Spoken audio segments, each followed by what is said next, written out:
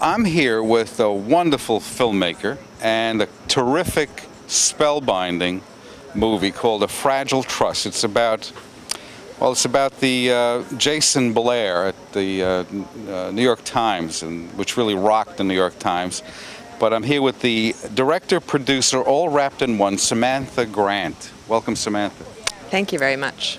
So this movie, I think there's not a person out there that doesn't know what happened to the New York Times and how the trust of the press was violated by, I guess, by a person's need to, to fatten up his own career. But unfortunately, it brought the big newspaper down. So if you can give us an idea of why you made it and what the point of the movie is, it would be wonderful. Sure. So I actually started working on this project when I was in graduate school for journalism. Mm-hmm. And long story short, I heard about the story, and the first time I heard about it, I realized that there were some things that just didn't line up. There were some versions of the story that said one thing, some versions of the story that said another thing, and there really was not in existence one sort of cohesive version of this. In any of the press? Well, there was a ton of press about it at the time that it happened, but nobody had taken the time to take a breath and kind of put everything together on the table.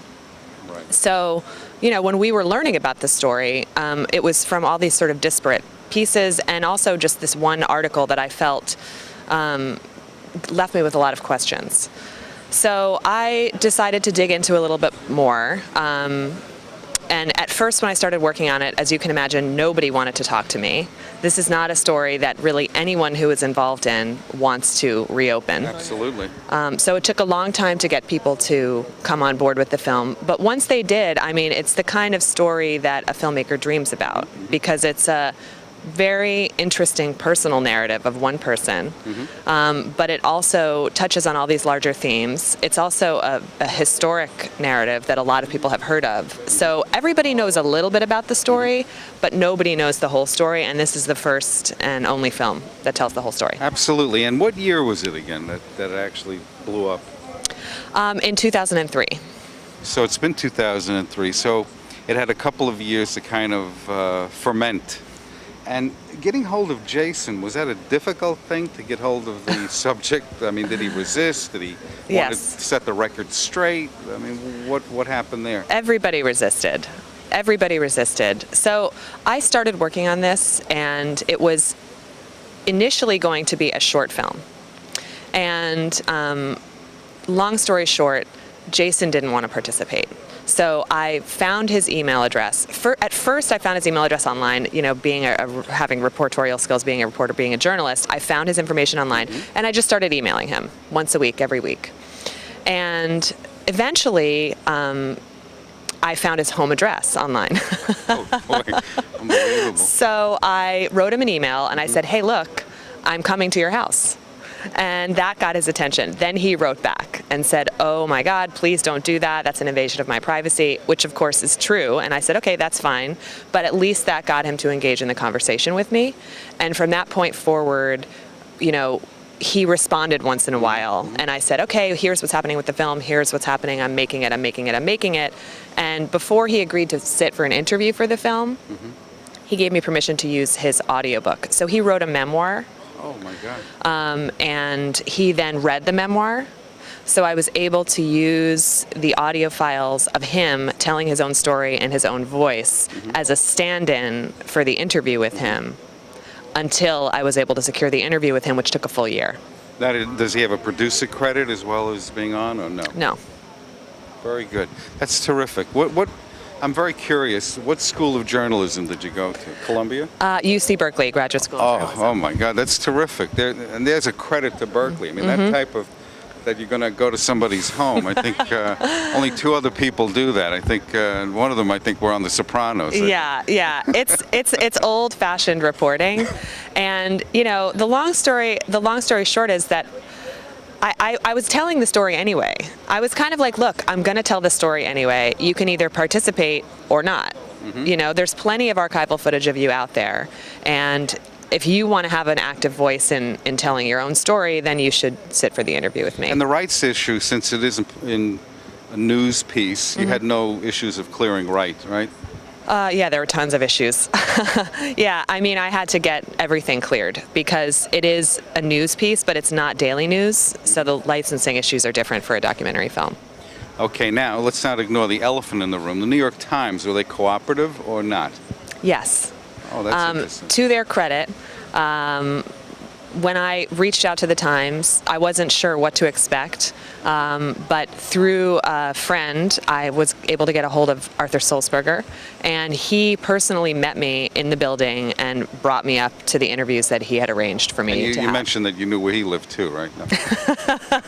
I know where you live. No, no, they were great. I mean, I think their whole attitude towards all of this has always been transparency and openness, and some people have said that that was not the right way to go in this case. I agree with the New York Times. I think that the more kind of open you can be about this kind of thing, the better it is. Now, considering what's happening now in the electronic press with CNN and Fox and all over the place, even the networks here within New York and Los Angeles, that they are so eager to get out and release a story at all costs, that they don't do diligence and they don't clear the source directly. And this fella was very creative, that he actually sort of cobbled his stories and interviews from what was out there and kind of fleshed out something that went a little bit beyond what the truth is. Way more than a little bit. Yeah. Oh, a lot, okay. But what are your feelings about how the consumer, the viewer, the person that reads the New York Times or whatever the newspaper is, or online, what caution would you give them to say, you know, before you read it and think of it as so, what admonition would you give them in looking at anything that's on any place? I mean, people, you say if it's printed in the New York Times, it's fact. So what would you say about that old adage? Well, I think journalists are, the vast majority of journalists are the most hardworking, most truth-seeking, most upstanding people. In general, journalists try really hard to get the truth out there. And most of the time, they get it right. Sometimes they make a mistake.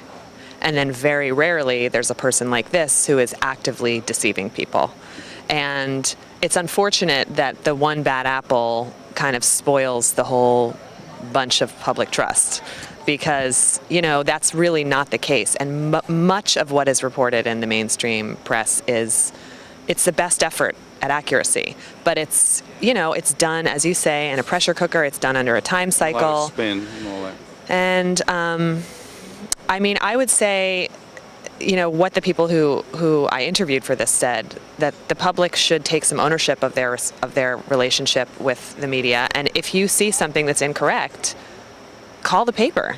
They want to know about that. They don't want to have something out there that's incorrect. And especially now when it is digital, it can be easily rectified. Absolutely. And they still have to track the correction and say that there was a correction, but it can be quickly and easily rectified, and you don't have to have this sort of sweat on your brow that there's hard copies of the paper floating around in the world with inaccurate information. Right. And the retractions on page 88 underneath the want ads. Right.